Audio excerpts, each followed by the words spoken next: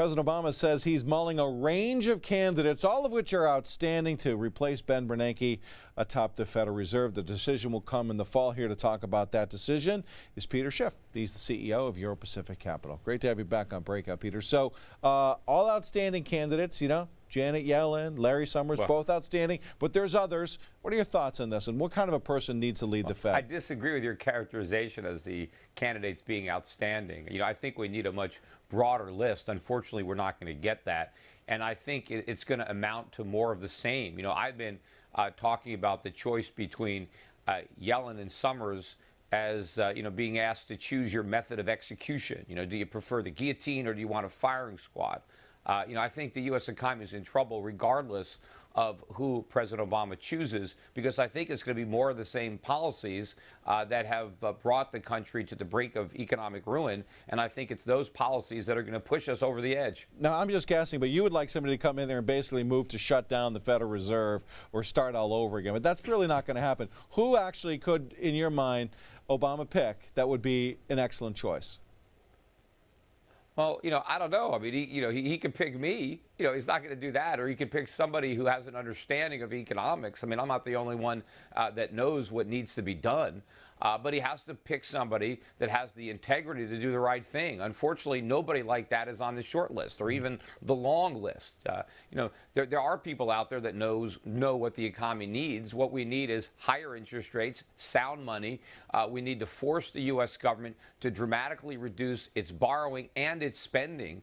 And the only way to do that is with higher interest rates. We also have to curtail the excess speculation on Wall Street, the excess consumption on Main Street. We need to reward savings again. We need to have more investment in capital, plant, and equipment to really grow the economy. But we're not going to get any of that so long as we have a Fed chairman who's complicit in what the government is doing to continue to subsidize big government and excesses all across the country in order to avoid the pain of doing the right thing. Well, how does a Fed chief who's, you know, complying with the dual mandate keep government spending under control, other than, you know, excoriating the members of Congress?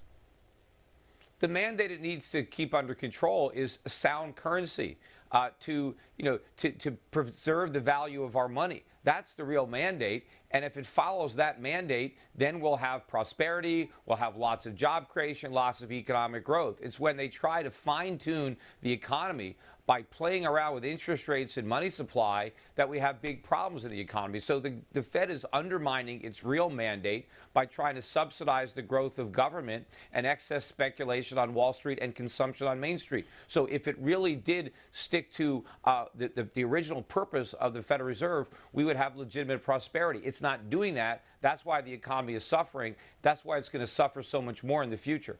So granted that you will be unhappy with no matter who Obama picks as the next Fed chairman, let's just say for a point of an argument here that it's Janet Yellen, the consensus favorite, and also the Democrats have even lobbied and said, please, not Larry Summers. They wrote a letter to the White House.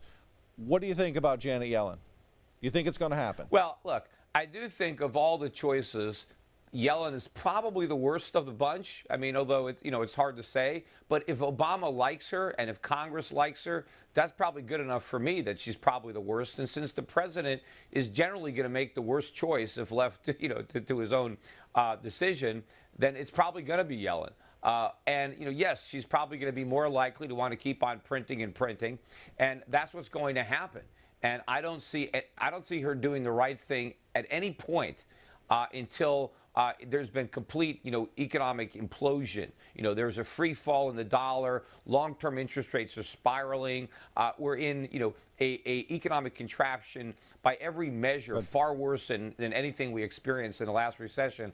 Only then, with the economy on its knees, might Yellen ultimately be persuaded to do the right thing. But I don't think she'll do the right thing at all before that point is reached. I'm already looking forward to our next segment on who the next Fed chief is with Peter Schiff, as always, from Euro Pacific Capital.